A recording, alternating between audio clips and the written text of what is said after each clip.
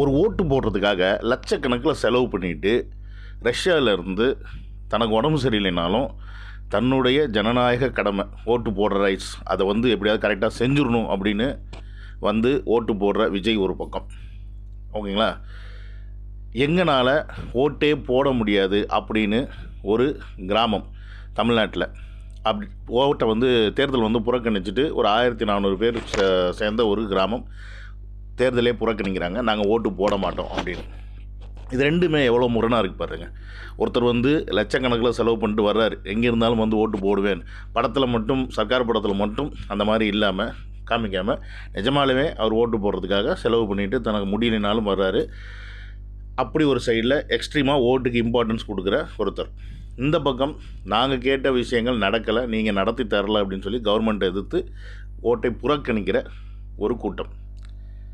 இதை பற்றி தான் இந்த வீடியோவில் நம்ம டிஸ்கஸ் பண்ண போகிறோம். ஸோ ஓட்டுக்கான முக்கியத்துவம் என்ன, இந்த ஓட்டை போடுறது எவ்வளோ முக்கியம், போடாமல் இருக்கிறனால என்னெல்லாம் பின்விளைகள் வரும், போட விருப்பம் இருந்தும் போட முடியாமல் போகிறதுன்னு ஒரு கட்டம் இருக்குது, ஒரு விஷயம் இருக்குது. அதையும் இந்த வீடியோவில் பார்க்க போகிறோம்.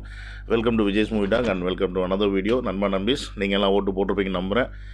தமிழக வெற்றி கழகத்தின் உறுப்பினராக இருக்க அனைவரும் கண்டிப்பாக மறக்காமல் தவறாமல் ஓட்டு போட்டுருங்க. எங்களை மாதிரி ஆட்கள் போடணும் ஆசை இருந்தாலும் அவ்வளோ தூரம் தளபதி மாதிரி செலவு பண்ணிட்டு போடுறதுக்கு வாய்ப்புகள் கிடையாது. அது எங்கள் தவறும் கிடையாது. ஏன்னா நாங்கள் வெளிநாட்டில் வேலை பார்க்குறது எங்களுடைய தலையெழுத்துன்னு ஒரு சைடு வச்சாலும், வெளிநாட்டில் இருந்தாலும் ஓட்டு போடுறதுக்கான வசதியை ஏற்படுத்தி கொடுத்துருக்க வேண்டியது இந்தியா. அந்த விஷயத்தை இந்தியா செய்யாதுன்னு எனக்கு தெரியும். அதனால் அது எங்கள் தவறு கிடையாது, இது இந்தியாவின் தவறு, இந்தியாவை ஆளும் தலைவர்களின் தவறு. Okay, so coming to the point. இன்றைக்கி ஓட்டு போட விஜய் அவர்கள் வந்துட்டார். பயங்கரமான கூட்டம், பயங்கர டல்லாக இருக்கார், கையில் வேறு அடிபட்டுருக்கு, எல்லா மீடியம் இன்றைக்கி அதை பற்றி தான் பேசிகிட்டு இருக்குது. ஸோ அதை பற்றின என்ன விஷயங்கள்னு ஃபஸ்ட் நம்ம டிஸ்கஸ் பண்ணிடுவோம். என்ன ஆச்சு அவருக்கு? நமக்கு கிடைச்ச தகவல்படி ரஷ்யாவில் ஒரு ஃபைட் சீன் எடுக்க போகும்போது பைக்கில் போகும்போது அடிபட்டுருச்சு அப்படின்ற மாதிரி தகவல். உண்மையாலுமே பைக்கில் போகும்போது அடிபட்டதா, இல்லை வேறு ஏதாவது விஷயமா, இல்லை உடம்பு சரியில்லாமல் கையில் ட்ரிப்ஸி ஏற்றின மாதிரி அந்த பேண்டேடா அப்படின்ற கன்ஃபர்மேஷன் நமக்கு கிளியராக தெரியலை. பட் ஆள் பார்க்குறதுக்கு ரொம்ப டயர்டாக இருக்கார். அண்ட் அஃப்கோர்ஸ் அது மட்டும் இல்லாமல் அவருடைய பிளானிங் ஆஃப் அரைவல் ஓட்டு போடுற இன்றைக்கி முன்னாடி 2 நாளைக்கு முந்தானியத்து சென்னைக்கு வர வேண்டியது. But due to Dubai weather condition அவர் பிளான் பண்ண ரூட்டு கேன்சல் ஆயிடுச்சு. ஸோ துபாய்னால் அவரால் போக முடியல. ஏன்னா ஃபுல்லாக இங்கே ஃப்ளைட் ஃபுல்லாக கேன்சல், ஏர்போர்ட் ஃபுல்லாக தனியாக இருக்கிறனால. So then he travel to Delhi, அப்புறம் அங்கேருந்து சென்னை அப்படின்ற மாதிரி இருந்திருக்கார். இன்றைக்கி காலையில் தான் வந்திருப்பார் அப்படின்ற மாதிரி வந்திருக்கார் அப்படின்ற மாதிரியே எல்லா நியூஸும் போட்டாங்க. அண்ட் அஃப்கோர்ஸ் இன்றைக்கி அந்த கார்லாம் வந்த சீன்ஸ்லாம் நம்ம பார்த்தோன்னு வச்சுக்கோங்க. ஸோ அவ்வளோ தூரம் டயர்டாக ஓட்டை போட்டார். இதற்கு முன்னாடி நடிகராக போட்டிருக்கலாம், பட் முதல் முறையாக தமிழக வெற்றி கழகத்தின் தலைவராக அவருடைய ஓட்டை பதிவு பண்ணிட்டார். அவருடைய ஓட்டு எந்த கட்சிக்குன்னு அவர் ஓப்பனாக சொல்லலை. பட் அவருடைய விசில் போடு பாட்டில் சிம்பாலிக்காக சில விஷயம் சொல்லியிருக்காருன்னு அந்தந்த கட்சிக்காரர்கள், அந்தந்த கட்சி இல்லை, அந்த ஒரு கட்சி அக்ளைம் பண்ணிக்கிறாங்க, நமக்கு தான் சப்போர்ட் பண்ணியிருக்காருன்னு. ஸோ வாட் எவர், அதெல்லாம் அவங்களோட டிசிஷன். பட் தமிழக வெற்றி கழகத்தின் இருக்க உறுப்பினராக இருக்க நீங்கள் எல்லோரும் கண்டிப்பாக ஓட்டு போட்டிருப்பீங்க நான் நம்புகிறேன். உங்களுக்கு பிடிச்ச எந்த கட்சியோ அதில் போட்டுருங்க, அதில் தவறு கிடையாது. ஏன்னா இந்த வருஷம் நீங்கள் யாரை ஆதரிக்கிறீங்களோ ஆதரிச்சுக்குங்க. கண்டிப்பாக உங்கள் ஓட்டு 2026 அவர் தான் இருக்கும் தெரியும். ஓகே, ஸோ இப்படி இவ்வளோ இம்பார்ட்டன்ஸ் கொடுத்து இந்த ஒரு ஓட்டுனால என்னப்பா ஆயிரப்போகுது அப்படின்னு நம்ம கேட்கலாம். பட் அதுக்கான விளக்கத்தையும் அவர் சர்க்கார் மூவிலேயே சொல்லிட்டாரு. ஸோ அதனால் நம்ம அந்த கேட்டகரிக்குள்ளே போக வேண்டாம். இந்த பக்கம் ஒரு சைடு ஒரு கூட்டம் 1400 பேர் கொண்ட ஒரு கிராமத்தில் கூட்டம் ஒட்டுமொத்த தேர்தலை புறக்கணிக்கிறாங்க. இது கரெக்டா அப்படின்னு கேட்டால், என்னை பொறுத்த வரைக்கும் ஓட் அப்படின்ற ஒரு விஷயந்தான் ஒருத்தனுக்கு 5 வருஷத்துக்கு ஒரு வாட்டி கிடைக்கிற ஒரு மிகப்பெரிய ஆயுதம். அதில் தான் நீ உனக்கான தலைவனை தேர்ந்தெடுக்கிற, உனக்கான அதிக ஆட்சியாளர்களை தேர்ந்தெடுக்கிறீங்க எல்லாமே. அப்படி இருக்கும்போது அந்த ஒரு முக்கியமான தருணத்தையும் நீ வேஸ்ட் பண்ண அப்படின்னா இதில் லாஸ் யாருன்னு கேட்டால் அந்த வேஸ்ட்டு பண்ண அந்த மக்களுக்கு தான். இப்போ நீங்கள் 1400 பேர் கொண்ட குழு தேர்தலை புறக்கணிக்கிறீங்க அப்படின்னும் போது இன்றைக்கி ஒரு நாள் நீங்கள் போடலைன்னா தேர்தல் முடிஞ்சு போச்சு. ஸோ அதுக்கப்புறம் அந்த இடத்துல வாக்குப்பதிவு நடக்க போகிறது கிடையாது. பட் நீங்கள் வச்சுக்க கோரிக்கைகள் நிறைவேற்றப்பட்டதான்னு கேட்டால் நிறைவேற்றப்படலை. அதனால தான் நீங்கள் போராடுறீங்க. தேர்தலை புறக்கணித்தால் அவங்க நிறைவேற்றுவாங்கன்னு நீ நினச்சிங்கன்னா நீ முட்டாள். ஏன்னு கேட்டிங்கன்னா இந்தியாவில் அதற்கான பாசிபிலிட்டிஸே கிடையாது. அவங்கள பொறுத்த வரைக்கும் ஒட்டுமொத்த மக்களும் ஓட்டு போடணுன்ற அவசியம் கிடையாது. அவர்கள் கட்சியை சார்ந்தவர்கள் ஓட்டு போட்டால் போதும், அந்த வகையில் ஜெயிச்சா போதும்னு நினச்சிட்டு தான் இருக்கிறாங்க. பட் அப்படி இருக்கும்போது நீ இன்றைக்கி ஓட்டு போடலைனாலும் நாளைக்கு அவர்கள் அதே இடத்துல ஆட்சி அமைப்பாங்க. ஒரு சிஎம்மா, ஒரு எம்எல்ஏ, ஒரு எம்பி, மினிஸ்டர், இந்த மாதிரி எல்லாமே அந்த பதவி கிடைக்க தான் போகுது அந்தந்த கட்சிகளுக்கு. அப்போ அவங்க என்ன பண்ணுவாங்க, நீ தேர்தலில் புறக்கணிச்சா என்ன, புறக்கணிக்கல, நான் செய்கிறதாண்டா அப்படின்ற முடிவுக்கு வந்துடுவாங்க. ஸோ அப்போ உங்களுக்கு கிடைச்ச ஒரு வாய்ப்பை நீங்கள் தவற விட்டுட்டீங்க. என்ன வாய்ப்பை?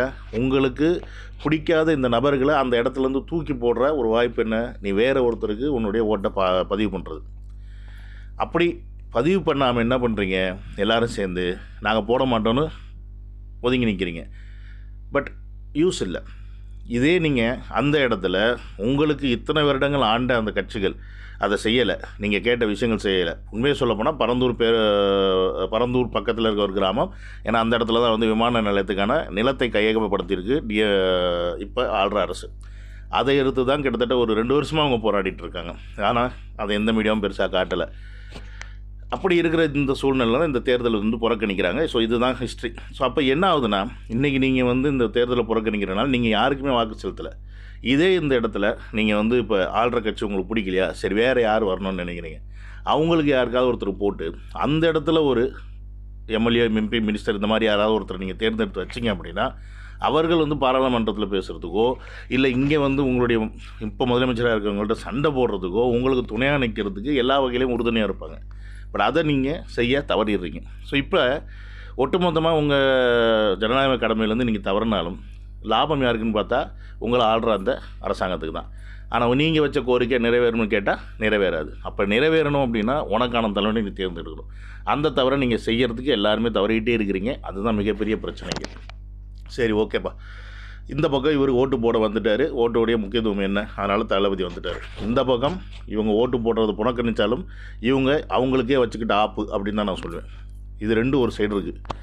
வேறு ஒருத்தர் இன்றைக்கி யூடியூப்பில் என்னுடைய ஓட்டை நான் போட முடியல அப்படின்னு சொல்லி இன்றைக்கி நம்ம அது போடுற வரைக்கும் போராடுவேன்னு யூடியூப்பில் ஒரு வீடியோ போட்டிருக்காப்புல ஒருத்தர். அது என்ன சங்கதின்னு கேட்டிங்கன்னா, ஓட்டர் ஐடி எடுத்துகிட்டு அவர் பூத்துக்கு போயிட்டார்.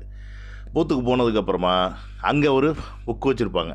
அந்த புக்கில் உங்கள் பேர் இல்லை அப்படின்னா நீங்கள் ஓட்டு போட முடியாது.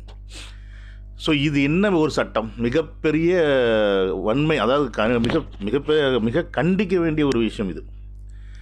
நீ இன்னார் அப்படின்னு சொல்லி நீ இந்த குடிமகன் சொல்லி உனக்கு ஓட்டர் ஐடியை கொடுத்துட்றாங்க. யார்? அந்த அரசாங்கம் தான் கொடுக்குது.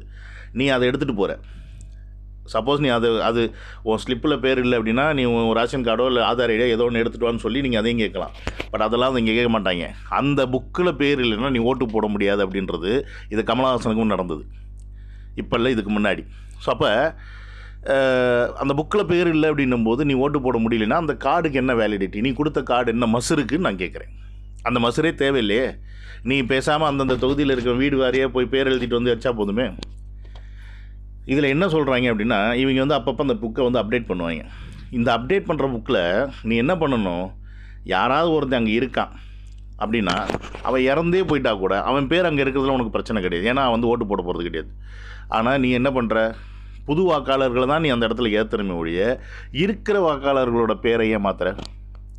இப்போ அந்த இடத்துல இருந்து நான் ஏதாவது ரிக்வஸ்ட் பண்ணியிருக்கணும், என்னுடைய பேரை நீங்கள் மாற்றுங்க, ஏன்னா நான் இந்த ஊரை விட்டு வேறு ஊருக்கு போகிறேன், இப்போ நான் மெட்ராஸ்லேருந்து மதுரைக்கு போகிறேன், எனக்கு இனிமேல் அங்கே தான் ஓட்டு தேவைப்படுது, அதனால் எனக்கு அங்கே மாற்றி கொடுங்க அப்படின்னு கேட்டோம்னா நீ அந்த பேரை ரிமூவ் பண்ணலாம். பட் எந்த ஒரு ரிக்வஸ்ட்டுமே வராத உனக்கு, நீ ஆல்ரெடி ஓட்டு போட்ட அந்த பூத்தில் இந்த வருஷம் நீ ஓட்டு போட போகும்போது உன் பேர் இல்லை அப்படின்னா இதுக்கு பேர் தான் சதி, இதுக்கு பேர் தான் ஓட்டு போட விடாமல் தடுக்கிறது. இப்போ ஓட்டு போடாமல் இருக்கிறது எப்படி வந்து மிகப்பெரிய ஒரு குற்றமோ, ஓகேங்களா, ஓட்டு போட விடாமல் செய்கிற இந்த அரசாங்கம் அப்போ என்ன பண்ணுறது? அப்போ இவங்களை யார் கேள்வி வைக்கிறது? இந்த திருட்டு பயல்களை நம்ம கேள்வி வைக்கிறது எப்படி? இதுதான் இங்கே பிரச்சனையே. இது எப்படி இருக்குன்னு பார்த்தீங்கன்னா, ஒரு வீட்டில் ஒரு 5 பேர் 6 பேர் இருக்காங்கன்னா அந்த 5 பேரில் இன்றைக்கி கட்சிக்காரங்களுக்கு தெரியும், இவன் வந்து டிஎம்கே, இவன் வந்து ஏடிஎம்கே, இவன் வந்து பாமக, அதனால் இவன் பேரை வை, இவன் பேரை தூக்கிடு, இவன் நாம் தமிழர் அப்படின்னு. அப்போ பெரும்பாலான ஓட்டுகள் இந்த மாதிரி யங்ஸ்டர்ஸோட ஓட்டுகள் தூக்கப்படுது. அந்த வீட்டில் மூத்தவங்க இருப்பாங்க, அப்பா அம்மா இருப்பாங்க, அவங்க பேர் இருக்கும், பசங்க பேர் இருக்காது. ஏன்னா பசங்க எங்கே போடுவாங்கன்னு அவங்களுக்கு இப்போ நல்லாவே தெரியும். அப்போ இதை தான் நீங்கள் வந்து ரொம்ப புத்திசாலித்தனமாக புரிஞ்சுக்கணும். இதை தான் தட்டி கேட்கணும். இதற்கு வந்து எந்த அளவுக்கு சட்டத்தில் கேள்வி கேட்குறதுக்கோ இல்லை கேஸ் போட்டு இதை வந்து நிறுத்துறதுக்கோ எதுவுமே இல்லை. எதுவுமே இல்லையான்னு எனக்கு தெரியல. ஆனால் ஏன் எல்லாம் வாய மூடிட்டு இருக்காங்கன்னு எனக்கு புரியலை. இது மிகப்பெரிய ஒரு சிக்கல். இப்போ கமலஹாசன் போன்றவர்களே அந்த ஸ்லிப்பில் வந்து பேர் இல்லைன்ட்டு ஓட்டு போட முடியாமல் போன ஒரு கட்டத்தில் ஏன் இதை எதிர்த்து எந்த ஒரு கேஸும் போடலை அப்படின்னு எனக்கு தெரியல. இதை வந்து நீங்கள் வந்து பதிவு பண்ணுங்கள், நீங்கள் வந்து உங்களுடைய பேரை வந்து நாங்கள் கணக்கெடுக்க எடுக்கும்போது நீங்கள் ஏன் வந்து உங்கள் பேரை கொடுக்கல அப்படின்றாங்க. இல்லை இந்த மாதிரி நாங்கள் ஒரு அனௌன்ஸ் பண்ணமே உங்கள் நேம் லிஸ்ட்டில் விடுபட்ட பெயர்களை லிஸ்ட்டு அனுப்பிச்சு இப்போ நாங்கள் அப்டேட் பண்ணுறோம், அதை நீங்கள் பார்த்து ஏன் அப்டேட் பண்ணிக்கலன்னு கேட்குறேங்க. நான் கேட்குறேன், விடு ஏன் படுது? அதுதான் இங்கே கொஸ்டின். ஏன் விடுபடுது? எப்படி விடுபடுது? எந்த ஒரு ரிக்வஸ்ட்டும் இல்லாமல் என் பேர் அங்கேருந்து ஏன் நீ தூக்கணும்? இப்போ நம்ம ஒரு இடத்துல ஒரு பேங்க்கில் லோன் வாங்குகிறோம், நம்ம பேரை டக்குன்னு தூக்கிடுவாங்களே ஒரு 4 வருஷம் 5 வருஷம் கழிச்சு. சாவர வரைக்கும் உன் பேர் அங்கே தான் இருக்கும். புரியுதுங்களா? ஸோ அப்போ இது எல்லாமே திட்டமிட்டு செய்கிற ஒரு விஷயம். திட்டமிட்டு இவங்க என்ன பண்ணுறாங்கன்னா, யங்ஸ்டர்ஸுடைய வாக்குகள் குறைக்கணுன்றதுக்கு அவங்களோட பேரெல்லாம் தூக்கிடுவாங்க. ஸோ இதை எதிர்த்து இதாவது பண்ணணும். இதை எதிர்த்து சட்டத்தில் அதுக்கான சான்ஸ் இருந்துச்சுன்னா இதை வந்து கேஸ் போடணும். இதை கேஸ் போட்டு பூத் ஸ்லிப்பில் எங்கள் பேர் இல்லை அப்படின்னா அது எங்களுடைய தவறு கிடையாது, எங்களுக்கான ஓட்டை போடுறதுக்கு அவங்க ஏதோ ஒரு வகையில் அனுபவிக்கணும் அப்படின்னு சொல்லி அந்த சட்டத்தை ஒன்று நிறைவேற்ற வைக்கணும். அப்படி இல்லைன்னா அந்த சட்டத்துக்கான லூப் ஹோல் இருந்தால் அதை கண்டுபிடிச்சி அதை செய்யணும். இதற்கு தான் மக்கள் போராடணும். ஆனால் இதை நம்ம பண்ண மாட்டோம். புரியுதுங்களா? ஸோ இந்த மாதிரி பல சிக்கல் இருக்குது. ஸோ ஓட்டு அப்படின்ற ஒரு விஷயம் உன்னுடைய தலையெழுத்து தீர்மானிக்கிற ஒரு விஷயம். அது எவ்வளோ இம்பார்ட்டன்ட்னு புரிய வைக்கிறதுக்கு தான் தளபதி மாதிரி ஒருத்தர் அங்கேருந்து வந்து அதை நமக்கு புரிய வைக்கிறார். ஓட்டை நான் புறக்கணிச்சுன்னா, ஓட்டு போடுறத புறக்கணிச்சா எனக்கு எல்லாமே கிடைச்சிடும்னு நினைக்கிற முட்டாள்தனத்தை அந்த கிராம மக்கள் அங்கே ப்ரூவ் பண்ணுறாங்க. நீ ஓட்டு போடுறதுக்கே தகுதியாக இருந்தாலும் உன்னை நாங்கள் ஓட்டு போட விட மாட்டேன்டா அப்படின்னு சொல்லி உங்களை ஓட்டு போட விடாமல் பண்ணுற அந்த மாதிரி ஒரு கூட்டம். எந்த கூட்டம்? ஆளும் கூட்டம். இந்த கூட்டத்தை எதிர்க்கணும் அப்படின்னா அதற்கு நீ இன்னும் கொஞ்சம் வலிமையாகணும், உன் புத்தியை யூஸ் பண்ணணும். அண்ட் மறக்காமல் இருக்கிற இந்த கேப்பில் சான்ஸில் நீ ஓட்டை போட்டுடணும்.